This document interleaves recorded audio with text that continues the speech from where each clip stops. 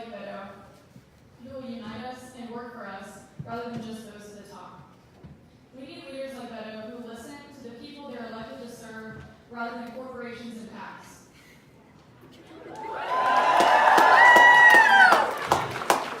Let us be united in our ambitions rather than divided by our differences. And let us fix our democracy and show the world that we are better than this. Yes. And so with that, I love North Carolina, and I know that if we show up, we will elect Democrats up and down the ballot. And we will put a Democrat in the White House in 2020. I want to thank all of y'all for showing up here today. It's exciting to see so many people energized about this election and about Beto. And I just still want to give a shout out to the UNC Democrats, Beto for America, and the Carolina Union for making this happen today. And without further ado, it's my honor and privilege to introduce Beto O'Rourke. Yay!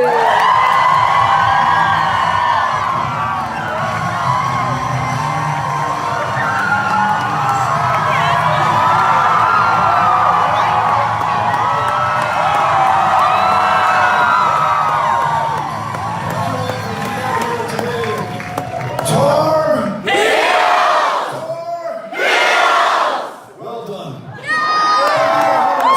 Huge honor to be with you. Elena, thank you for kicking us off, for the organizers, to the Democrats on campus and beyond the perimeter of UNC Chapel Hill. Thank you for making us feel so welcome, for making us feel like we are in the right place. First full day in North Carolina. It's been exciting. For those Republicans, and I hope there are some in the room, you're in the right place. Independents, you are welcomed as well. At this moment, we want to make sure that we do not define or limit ourselves by our differences or our divisions, that we bring this country around together to confront the most serious challenges that we have ever faced. Si queremos enfrentar los retos del cambio climático, de la reforma migratoria, del cuidado de salud por todos en este país, necesitamos contar en cada voto y escuchar a cada voz. Everyone must be here. Everyone must be able to vote. Everyone must count in this great democracy if we are going to make it. And at a time of historic divisions and fears, raised and exacerbated and compounded by a president who seeks to make us angry and afraid and keep us apart based on race or ethnicity or faith or geography. It is incumbent upon each and every single one of us to not only defy him, but to defy that smallness and that fear and those personal attacks, to elevate this country, the conversation, our voices, and every single one of us, so that we are known by our ambitions, our aspirations, and the work, the creativity, the service, and sacrifice that we will bring to bear in order to achieve them. That's every single in this country. My story begins in El Paso, Texas. Where you go? What high school? You just heard about Paso, Texas. Texas? Yes, right on. Are Texans in the room? Thank you.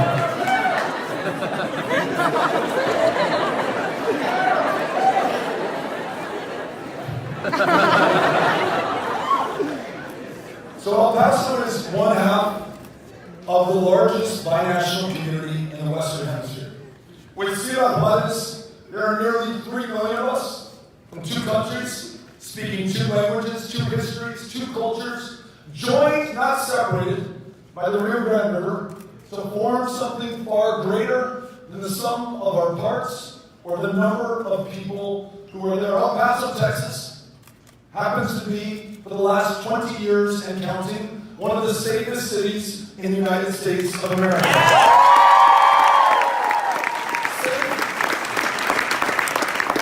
Not just despite the fact that we are a city of immigrants, a quarter of those with whom we live born in another country, leaving their hometown, their family, their customs, their culture, their language, to start again anew, strangers in a strange land, to do better for themselves and their kids, but because they were called to do better for all of us, and they have. They contributed to this country's greatness and to our shared success. And as Elena said, we have learned not only to respect our differences, but to embrace them.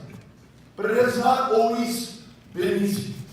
Though we were founded on the principle that we are all created equal, we have never really in this country treated one another in that way. Certainly not today, and definitely in our past. When you look at states like ours, in North Carolina and Texas, there are some people who more than others have had to struggle against the obstacles and barriers put in their place. 1924 in El Paso, Texas, a doctor, Lawrence Nixon, who was unable to practice medicine in East Texas because he happened to be an African-American citizen, and his talent, his genius, was not welcomed where he was raised, so he came out west to El Paso, where he formed the first chapter of the NAACP in the state of Texas, where in 24 he paid his poll tax, walked into the polling place, and was denied the right to vote simply because of the color of his skin. In Texas, we had at that time the all-white Democratic primary. And the Democratic Party was the only party, literally, that counted in our state, as it did in yours at the same time. So Dr. Nixon, not defeated, not dismayed, his courage, his convictions, took that case to the Supreme Court twice, and over the course of the next 20 years, which is how long it took him, he fought to be treated like a man, like an American, like a human being in his own country.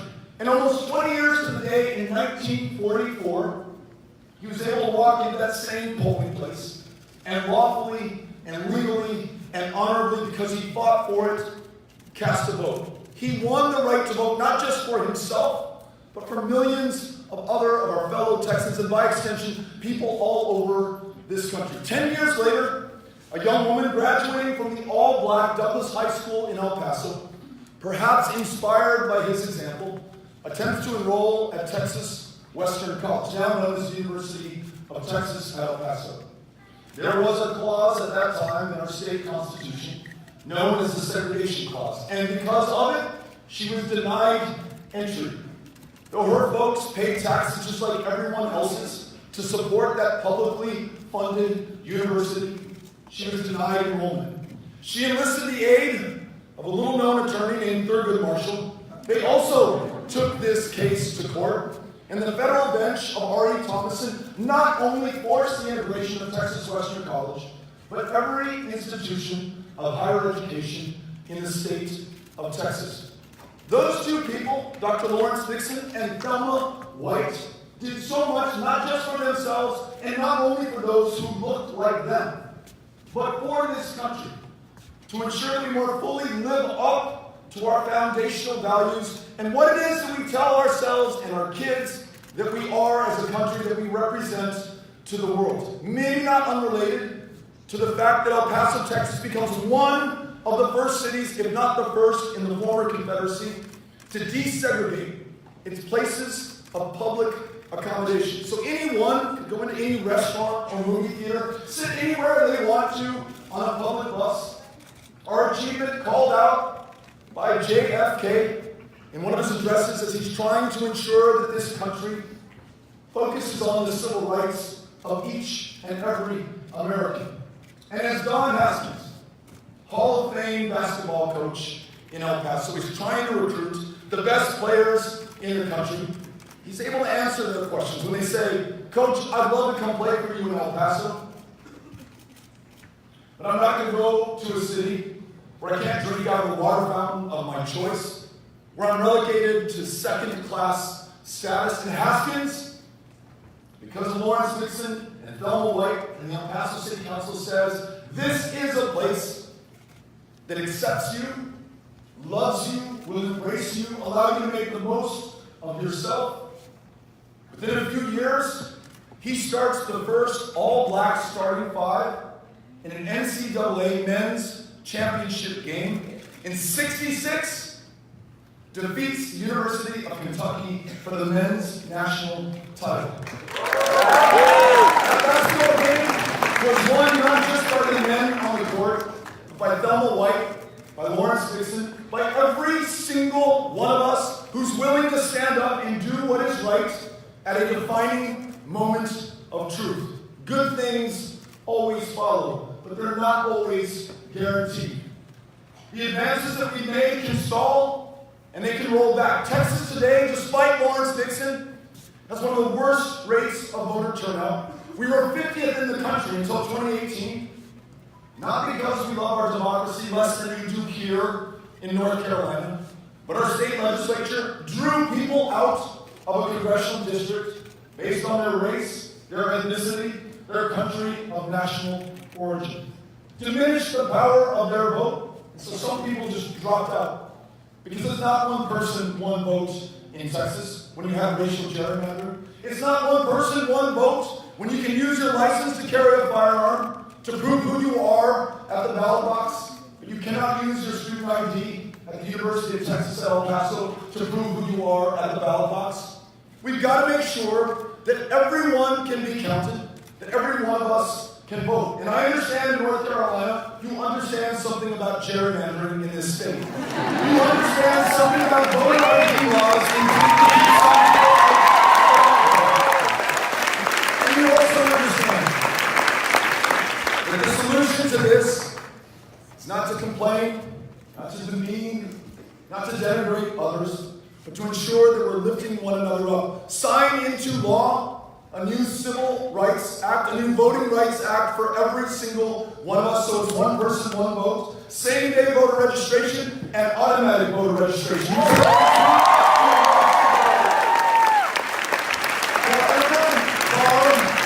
Members of Congress from choosing their own voters, got nonpartisan, non-political, citizen-led redistricting commissions, so that everyone knows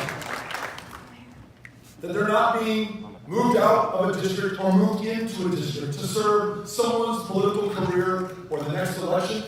We serve this democracy in every single one of us. The challenges that we face, the greatest of our lifetimes.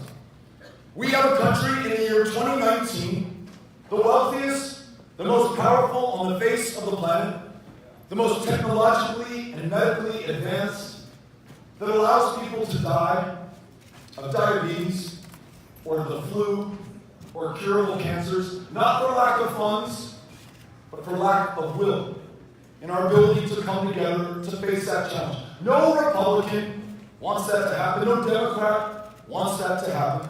If we can come together towards guaranteed, universal, high-quality health care, to ensure that every single one of us can see a primary care provider, afford medications, bring down the cost of our premiums and the size of our deductibles, if we can confront the fact that in this country, one of the largest providers of mental health care services today is the county jail system in this country. That those with schizophrenia and bipolar disorder and clinical depression far too often are getting arrested on purpose in order to get the care they would not otherwise be able to obtain. I was telling this story recently in New Hampshire, and a mental health care provider stopped me and he said, I was just taking care of a guy who threw a chair through a plate glass window at a restaurant to get arrested, go to the one place that he's guaranteed a square meal, clothes on his back, a roof over his head, and a prescription for the psychotropic medication that he otherwise could not afford. And that guy who has to get locked up to get treatment, we're out. Everything that he was put on this planet to do that he's not well enough to perform. The family he was going to raise, the poetry he was going to write, the offices he was going to hold, the education he was going to pursue, the taxes he was going to pay, so that he could take his fair share of the burden and it would rest a little bit lighter on everyone else's shoulders. No longer possible. So universal care also has to mean universal access to world-class quality mental health care.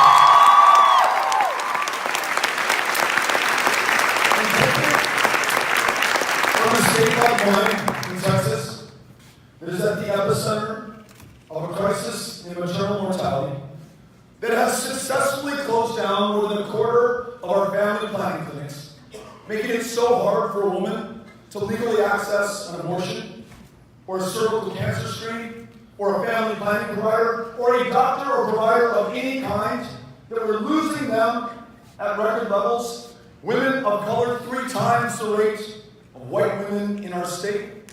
So universal care also has to mean that every woman makes her own decisions about her own body. We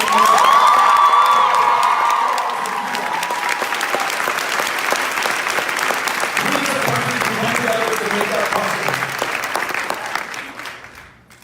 Why don't you support single payer then? I'll answer your question. I'll take questions after I speak, but I'll answer yours now. Question is, why don't I support single payer? There's nothing wrong with it. It may cost us somewhere between $25 and $30 trillion to be able to implement. It will mean that those who have employer-sponsored insurance that like their plan, like the doctors that they can see, like the network that they can access, will no longer be able to keep it. That's one way to go, and I have no problem with that if that's what you want to pursue. There's another path that we can take out of it. Insurance company that you do about the No, hold on. Because you basically say right now he supports making sure the insurance companies that keep making a profit on people like us, people like immigrants, people that need that care. You want to keep insurance companies making profits rather than the people in this country that need that care desperately. Not everybody has like great fucking insurance plans from their providers.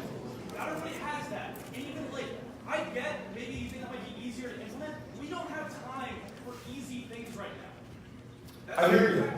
I just heard you out. I was trying to answer the question that you asked of me. If you allow me to continue, I will. Cool with you? Okay, we'll see. I'm going to have your permission to continue.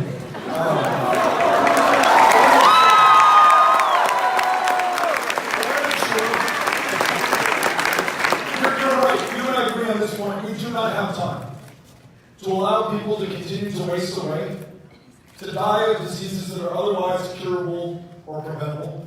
They cost us a hell of a lot more than we would spend on universal health care in the first place. Either the opportunity costs that we are now out, because we're not able to literally lead the lives that would benefit our lives, or the cost of taking care of someone in a county jail or an emergency room exponentially more expensive than preventively and continuously going forward. As I said, maybe single payer is one way to get there. Another way is to ensure that if you do not have health care right now, that we enroll you in Medicare. That's tens of millions of our fellow Americans. If you do not like your private plan because the premiums are unaffordable, the deductibles unbridgeable, the copay unmanageable to buy that medication that you thought you were insured for, but you don't have the funds in your checking account, you are welcome to move over to Medicare as well. But if you choose as a small business owner, as the employee of one of those small businesses, to keep employer-sponsored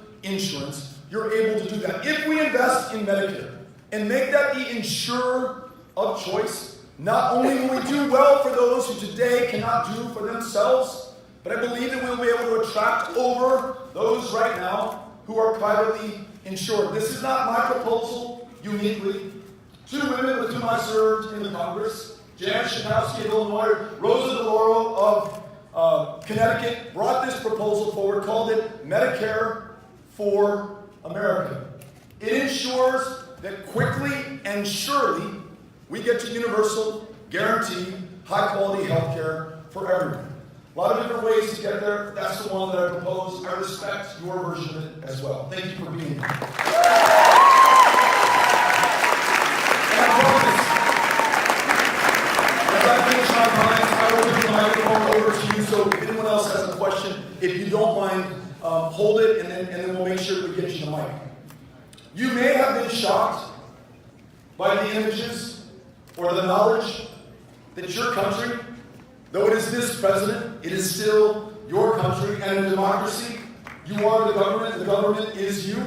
So do not take any satisfaction in blaming this on one person or one political party. It may have shocked you nonetheless that your country defied our own laws and turned back asylum seekers who had traveled 2,000 miles or more from the deadliest places on the planet today, doing what any person or family would do in the same situation. If the only way to save my 10-year-old daughter Molly's life was to scoop her up, walk 2,000 miles, or ride atop a train known as the Beast, not in the seats, but on the roof, La Bestia, come to our front door at the Texas-Mexico border and plead for salvation or refuge or help, that's what I would do for her. That's what any human being would do for themselves or their family.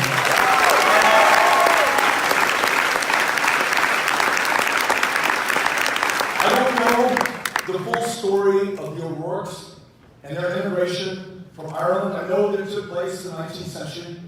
I know that Ireland was suffering an historic famine that killed at least 1 million people.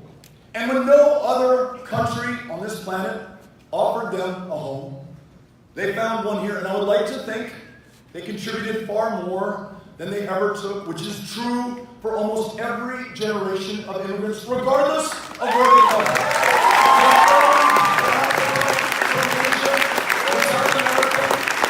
They have always given more than they have ever taken, contributed to instead of received from the American dream. And yet, these asylum seekers, at their most desperate, at their most vulnerable moment, this administration took that child, for whom that mother had literally risked her life, by force if necessary from her arms, put that kid in a cage, deported that mother back to the very country from which she fled in the first place.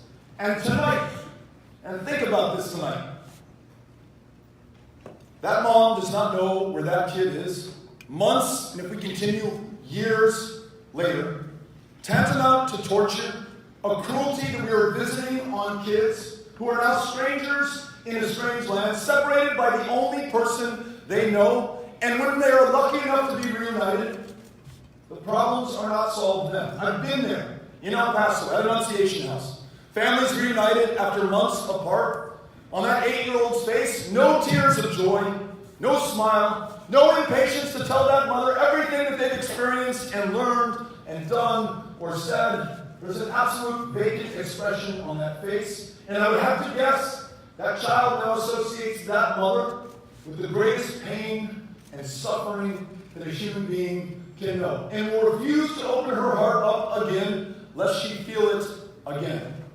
That is what we are doing to our fellow human beings right now. And for as long as it persists, it is on every single one of us. So we must vow never again to take another child from another parent when they come to our country. We must reunite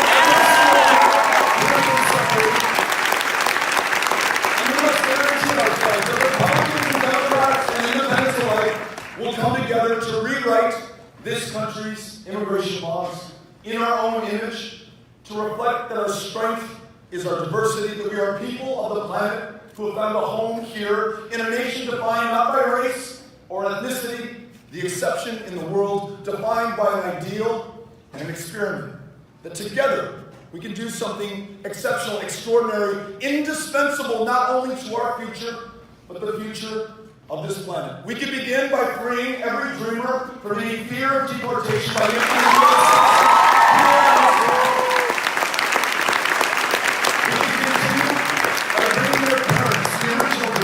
out of the shadows. Millions more working jobs that no one else in this country will work or take, allowing them to get right with the law and contribute to their maximum potential, to our maximum potential as a country. This is an opportunity, and it cannot again be done by only one person or one political party. It will take all of us. We want to make sure that everyone who graduates from this institution can find a job that pays and work only one job instead of 2 or 3, which defines the lives of so many of our fellow Americans right now, so that you have time to reach your child before the first day of kindergarten, or to be with them at the park on the weekends, or to make sure that they have a nutritious meal to eat, instead of worrying about getting to that third shift, or taking a bus in a 2-hour round trip to try to find healthy food for your kids. And we've got to make investments in people, in communities, and in neighborhoods. We have to ensure that there's a living wage paid to every single person who is willing to work in the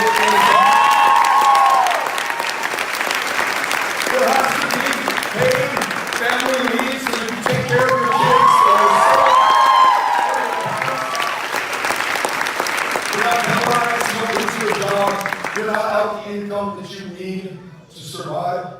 And then we've got to make sure that beyond a world-class pre-K through 12 public school education system that begins by paying our educators a living wage,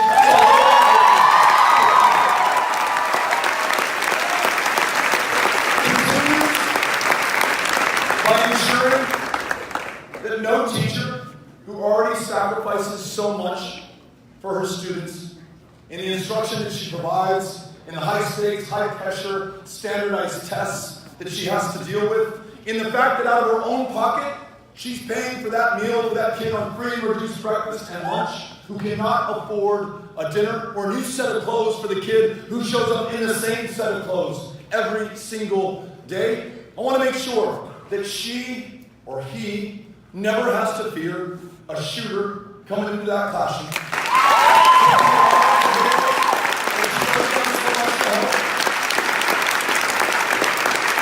By signing into law universal background checks in every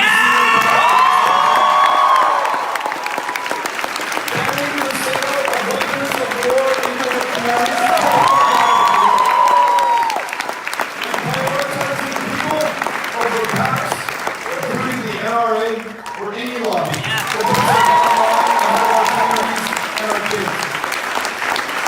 But after that educator has done her best, and it's time for the next step, I want to make sure that every 18-year-old is career ready, access to an apprenticeship, a trade, or a skill that will allow them to command a living wage and work a career with dignity and purpose. I want to make sure they have access to free community college and debt-free higher education for their children.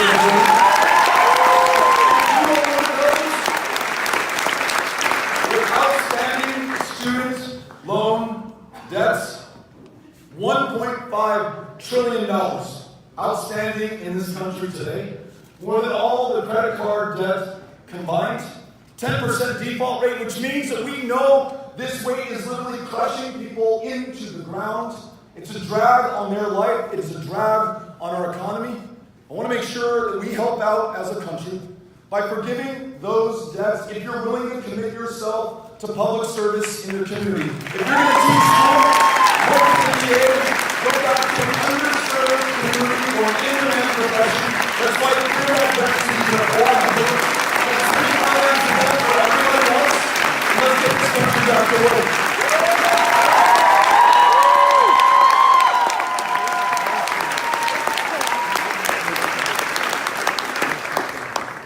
But when we say that we want everyone to be a part of this, I'm not just talking about defying the partisan divisions in this country. I'm also talking about some of the challenges that we have to ensure that everyone is treated with dignity and respect. In a country that boasts the largest prison population per capita on the planet, disproportionately comprised of people of color, far too many there for a non-violent drug crime, including possession of marijuana, a substance that is legal or decriminalized or medicinalized in most states of this country right now. And though Americans of all races and ethnicities use marijuana at the same rate, only some are more likely than others to be stopped, frisked, and searched, found in possession, jailed, and upon release, forced to check a box on every employment application form, saying that they have a conviction, meaning they're not going to get the job. Unable now to come here to UNC because they no longer qualify for federally backed student loans. In other words, their options narrowed, their future constrained. At the same time that you have executives at Purdue Pharma responsible for an opioid crisis in this country, tens of thousands of dollars.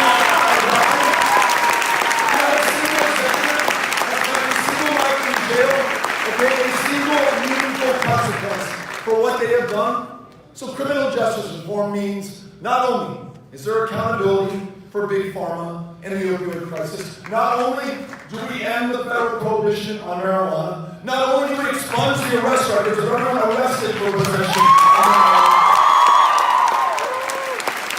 but we also end a for-profit prison industry in this country.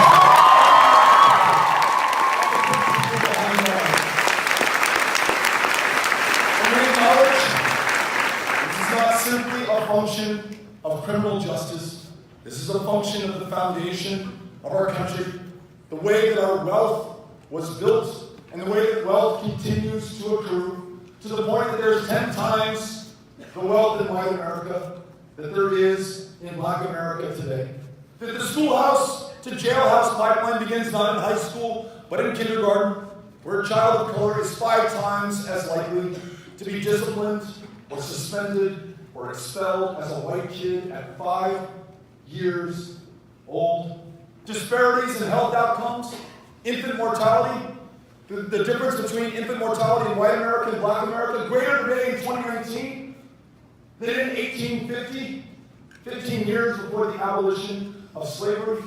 Whether you look at our healthcare system, our educational system, our criminal justice system, until we confront the continuing legacy of slavery and segregation and Jim Crow and continuing suppression and disparity in every meaningful part of our country, we will never begin to repair the damage done or prevent ourselves from visiting the same injustices on the next generation. So let's make all of the best plans and policies and sign them into law, but let's also have a conversation about who America is today and who we want to be going forward that includes every single one of us. You all get if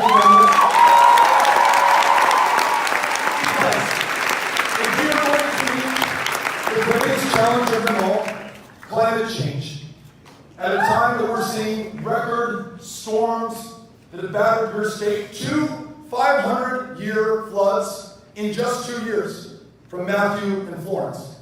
You guys should be set for 1,000 years. But the scientists say that the 1 degree Celsius this planet has cooked since 1980 is responsible for the devastation that we see here in North Carolina, in my home state of Texas, where 58 inches of rain dropped out of the sky in one storm, the landfall record for as long as we've been keeping them in North America, the 3rd 500-year flood in Houston in 5 years, the droughts through which our farmers persist, the wildfires that are historic right now in California and so many other parts of the world. This only gets worse, much worse, if our continued emissions and excesses and inaction are not met with our courage and our understanding of the science and the facts involved. Because those same scientists say 10 years, 1 decade left to us to get this right while we still can. And the people of the future, our kids, our grandkids, those who will succeed us on this planet, are counting on us. They will be looking back to us, the people of 2019.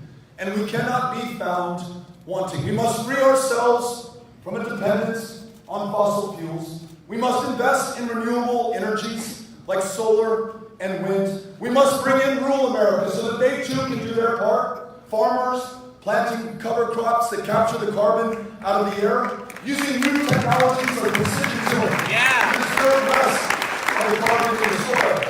Every one of us doing our part so this country can once again take the world stage, convene the powers of the planet together so that all of us, everywhere on the planet Earth, can do their part while there is still time. We cannot meet this by half measure or with only half the country. It's going to take all of us, every single one of us. And that's why I'm campaigning here with you.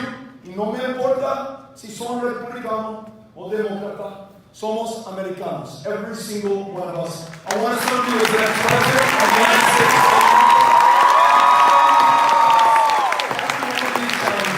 I'm grateful for welcoming you here today at Chapel Hill. Thank you very much.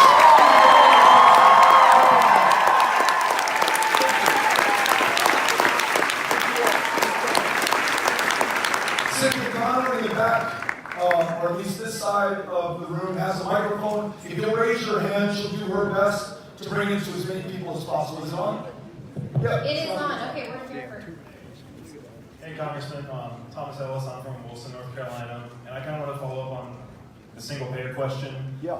In terms of the Medicare for America program, how would leaving private insurance intact benefit the majority of Americans when having a tiered system where some people pay for care and some people don't pay for care would pit working people against one another? Yeah. To be clear, under any system, everyone is going to pay for care, right? There's no free lunch, there's no free health care in this country. Right now, people are paying through record high premiums, through deductibles that they cannot afford, through co-pays that might measure in the thousands or tens of thousands of dollars a year. And in many cases, they're just opting out altogether of receiving that care that they need. You and I are paying it when somebody goes to the county jail to seek mental health care services. So bringing tens of millions of Americans into our healthcare system by expanding Medicare through Medicare for America begins to take care of some of that extraordinary cost that we're paying right now. By allowing those who elect to stay on employer-based insurance, we make sure that at the outset there is more buy-in. Because look, if the Democratic Party, or one person in the Democratic Party, could impose this with the snap of their fingers or through their will, we would have done this by now. It's going to take some level of consensus and bringing people in, and not just employers and small business owners and insurance companies, but also unions, many of whose members like the care that they have right now and the plans that they enjoy. So if we allow the perfect to become the enemy of the good, if we wait for our ideal to arrive, we may be waiting years or decades when we never get there. And it's not just that you or I are out, but millions of our fellow Americans are. So when I say that Medicare for America is the quickest, surest way to get there, I do it not for the insurance companies. As I said earlier, I don't take their money or the money from any PAC or corporation or lobbyist, just human beings, just people, my fellow Americans. I do it because I want to make sure we get care to people as soon as we possibly can. Thank you for asking the question.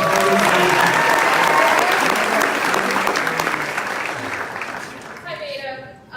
My name is Addison Smith. I'm an educator in Northampton County, which is 2 hours away, if you couldn't tell by the shirt. What I'm wondering is a lot of my students and a lot of the students that I have seen throughout the years are dejected by the American political process. What can we do to then push them to want to become the next change makers, and what can we do as Americans to really just get them back into everything? This is an interesting question.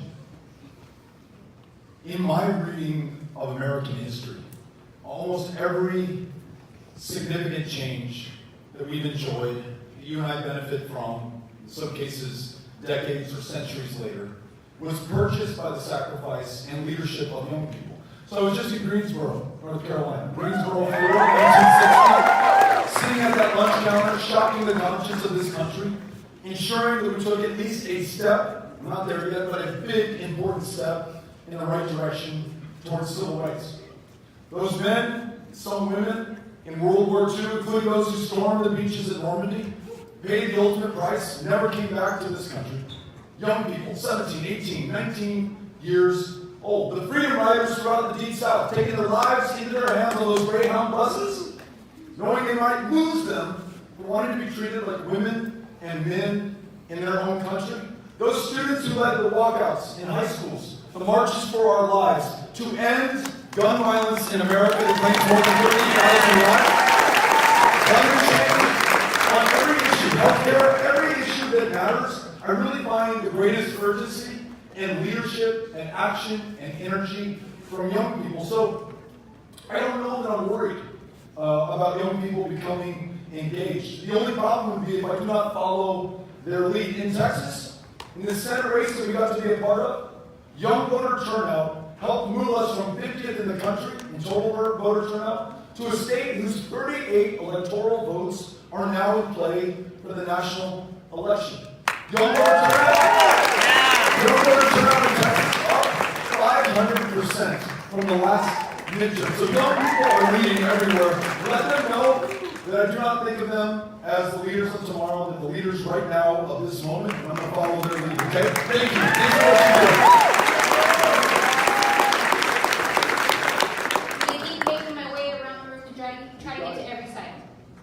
Hi, Beto. Thanks for coming here. So my question is that Do you think Democrats bear any culpability in the damage done to the U.S. social fabric? So obviously Trump is very divisive, but do you think the Democrats also bear any responsibility? And on top of that, how do we fix the damage done to the social fabric because of the 2016 election? Thank you. Yeah. I'll tell you this just from my personal experience. Traveling the 254 counties of Texas in this last election. So many people felt written off, left behind, forgotten if they were ever known. Small counties, very red, and I'm talking about places that voted for Donald Trump 96% in the last election. Not the reddest counties in Texas, the reddest counties in the country. You can see them glowing red from outer space as you go.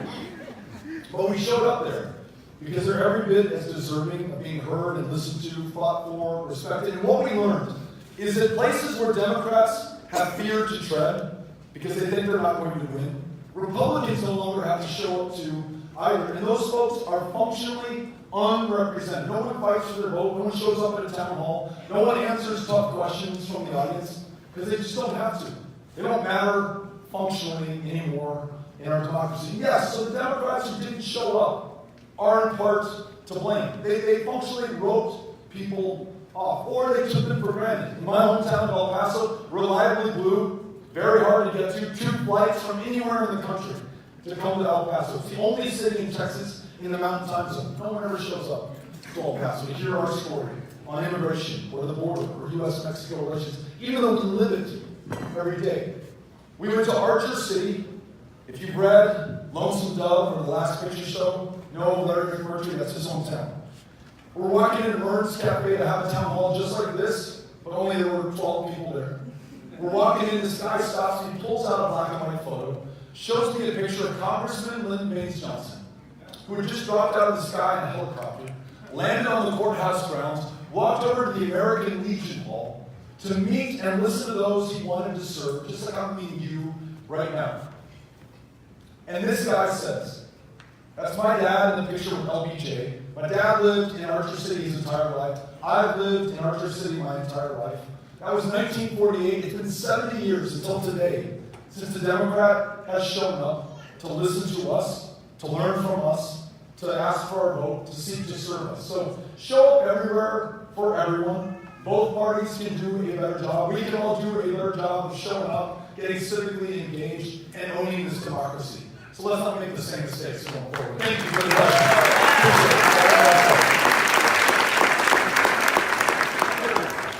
My name is Peyton. I'm studying politics and Spanish at UNC Greensboro. I missed you this morning. I had class.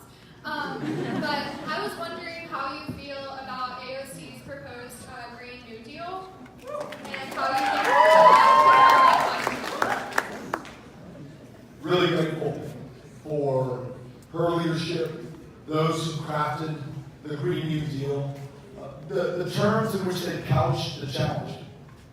So it's not just about meeting our obligations to the next generation. It's not just about combating climate change. It really is about confronting an existential threat. At the same time that we recognize that this economy today does not work for everyone. And there's an opportunity to meet both challenges at once. And in some ways, it calls to mind the last time that we faced a threat of this magnitude. 1930s, the Great Depression, the greatest depression this country has seen and has seen since then. Millions in poverty, unable to sustain themselves, unable to participate in the economy. Along comes this threat to the Western democracies of Nazi Germany, and a threat to the human lives of millions in Europe. The United States met that challenge, harnessed the power of hundreds of millions through our democracy in the United States, led the Western democracies to defeat Germany, and for the next 75 years to make the world safe for democracy, which is where we are today. The Green New Deal says that we face the existential challenge of all existential challenges. And in the same way, we must harness this democracy, our global leadership, a more conscientious capitalism, this engine of innovation and ingenuity, but ensure that the gains that come from that reach everyone. Just like during World War II, we lifted millions out of poverty, created at that time the world's greatest middle class. The Green New Deal says we have a similar opportunity today, when the two fastest growing occupations in the U.S. are wind and solar jobs, when we have the opportunity to partner with rural America, so farmers and ranchers and growers can do their part as well, everyone gets a chance to participate. And we can also do what only the United States can do for ourselves and the world, which is to bring everyone else together. But we first must lead with our example. And on day one, that also means signing us back up for the Paris Climate Agreement. Yes. Making sure that every single country does their part. So thank you for the question. Appreciate it. Following Cynthia on the microphone. There you go.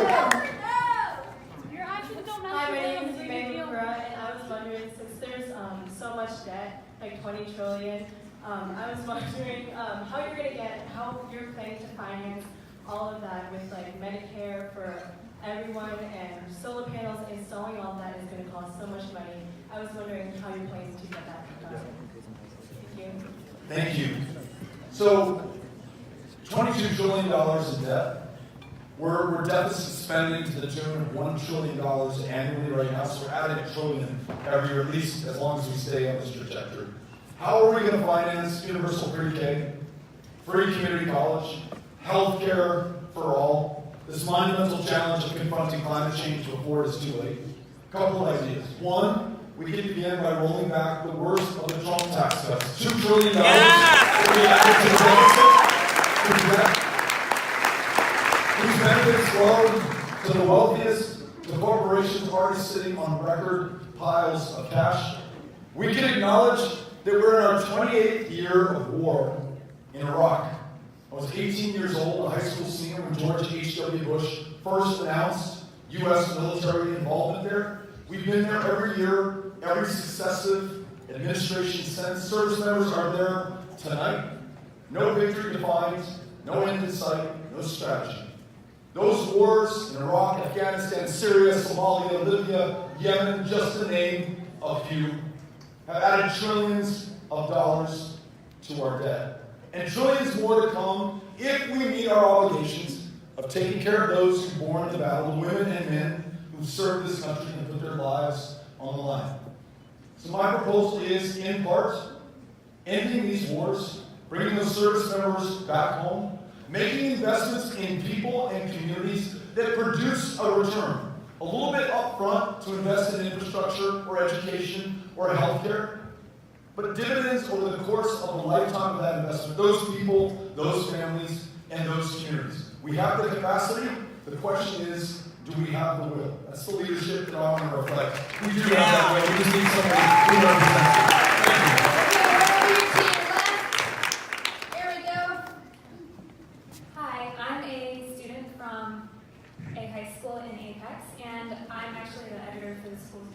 So I just wanted to ask, what would you say to students that are politically apathetic, or they just don't think politics matters because maybe they aren't even able to vote yet? First of all, I'm grateful that you're here. I'm glad to know what you do or what you're pursuing right now. We've been in this for 243 years, but nothing about our history guarantees us another 243 years or even another year. Or 2 years. Every institution is under attack right now. The sanctity of our ballot box, attacked from without and from within. Our courts, judges ridiculed by this president based on their ethnicity.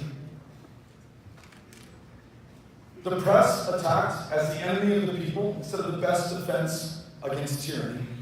This is the best defense of all best defense for our country. The battle has been joined. This is where and when it will be decided. And as I answered to the educator earlier, I really have no fear that young people will not step up, will not meet this challenge. In fact, will not be at the vanguard of this battle. The urgency that you've heard from some of the questions and criticism that has been leveled here today, I think is reflective of that. The leadership that we're seeing all over this country, so often represented by young people in ways that are anecdotal, that I can repeat from my encounters, and in ways that we can measure. 500% voter turnout increase in Texas from the last 4-year midterm. So you're doing it right now.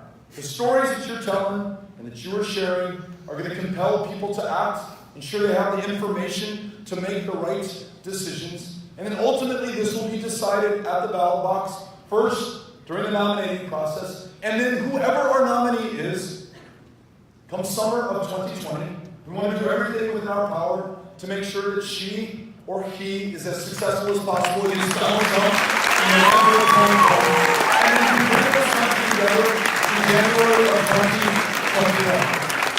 So we're counting on each other. It's got to be all of us, you and me. Thank you. All right, a little to your left. And I'm really sorry, I know there's lots of hands. We only have time for 2 more. Beto, I like so much of what you have to say, and as I try now to decide which Democratic candidate I'm going to support in this most important of cycles, my struggle is that I don't believe in Santa Claus, and I don't believe in bipartisanism. I don't think Mitch McConnell believes in bipartisanism, and I'm hoping you can explain Gina Jones, Iraqi war veteran, neighboring Democratic candidate in Congress in a neighboring district. And my understanding is that you refused to endorse her, that you were very close with the Republican candidate. Help. Yeah. So a couple of things for context. In Texas, long written off as a state too red for a Democrat to compete in. But we ran a statewide race, got within 2.6%, but held 2 members of Congress, both Democrats, who now hold seats that have been held for my adult lifetime by Republicans. Colin Allred in North Texas, Lizzie Mallett in South helped to change the composition of the state legislature. More Democrats there now. This state legislature, without a check and without a Democratic majority, will continue to racially gerrymander our state. And in Houston, Texas, 17 African American women elected to judicial positions, changing the face of criminal justice.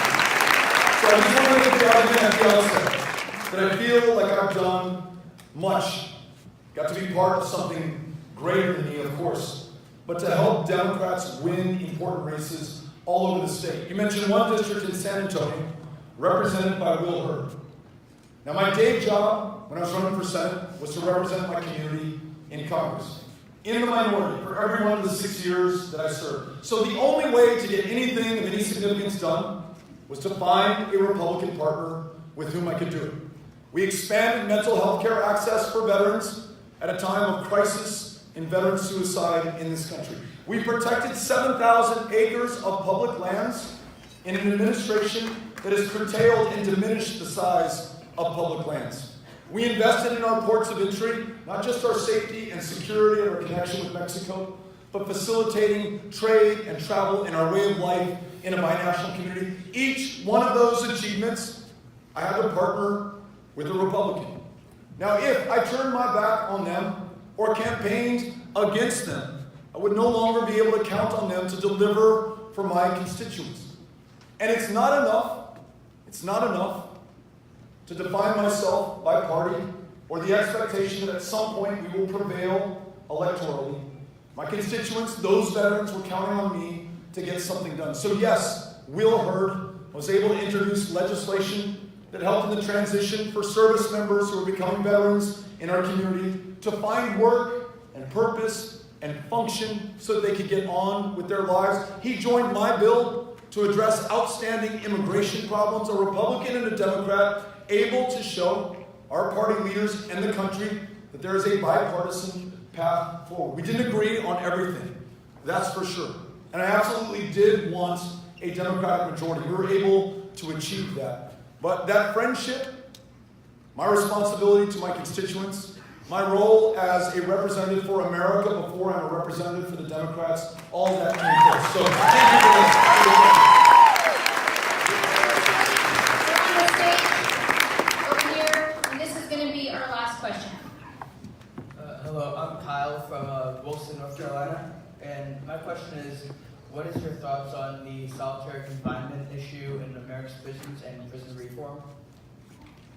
thank you for asking the question. Thank you for standing up for people who do not have a vote and so often do not have a voice. So you are that voice for them at this moment. There was, for some, a shocking report just published by our own government about the conditions in the prisons in Alabama. The way that we're treating our fellow Americans, our fellow human beings, is absolutely shameful. We are guaranteeing not just their present suffering, but their long-term suffering. The great likelihood that they're going to return to prison if ever released. What our jails and prisons have become are an excellent training school for people to return to those jails and prisons. I mentioned the for-profit prison industry in this country that has an incentive to send lobbyists to members of Congress to argue for mandatory minimums or solitary confinement, or the detention of immigrants who pose no threat to our communities or to this country.